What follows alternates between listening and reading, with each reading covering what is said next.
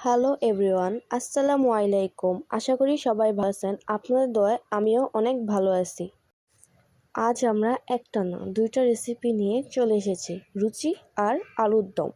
প্রথমে আমরা আলুগুলো ভালো করে ধুয়ে নেব, তারপর আলুগুলো ছিলে নেব। ছিলে নেওয়ার পরে আমরা আলুগুলো কেটে নেব। আমাদের আলুগুলো কাটা শেষ।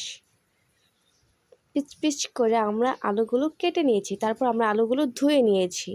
ধোয়া হলে আমরা আলুগুলো একটা পাতিলে নিয়ে ভাপ দিতে বসিয়ে দেব। ভাপ দেওয়ার সময় আমরা হলুদের গুঁড়ো এবং মরিচের গুঁড়ো, যে যেরকম ঝাল খান সে সেরকম মরিচের গুঁড়ো দিবেন।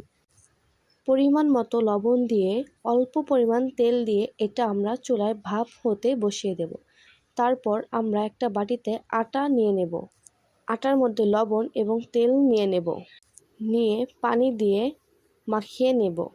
মাখিয়ে নিয়ে 10 মিনিটের জন্য আলাদাভাবে রেখে দেব।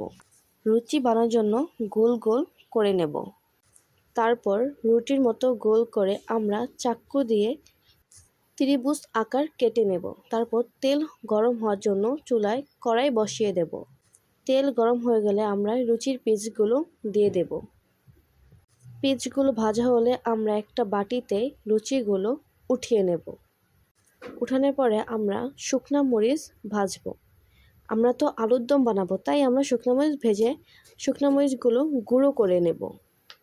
মরিচ গুঁড়ো হয়ে গেলে আমরা গরম তেলে পেঁয়াজ কুচি দিয়ে দেব। পেঁয়াজ কুচিগুলো বাদামি রং হয়ে গেলে ভাপ দেওয়া আলুটা পেঁয়াজ কুচির উপরে দিয়ে দেব। ভাপ দেওয়া আলুর উপরে গুঁড়া মরিচগুলো দিয়ে দেব। তারপর অল্প পরিমাণ ম্যাগি মশলা দিয়ে দেব। হয়ে গেল আমাদের আলুর দম আর লুচি। সবাই আমাদের ফেসবুক পেজটি ফলো করে দিবেন এবং ইউটিউব চ্যানেলটি সাবস্ক্রাইব করে দেবেন। আল্লাহ হাফেজ, আসসালামু আলাইকুম।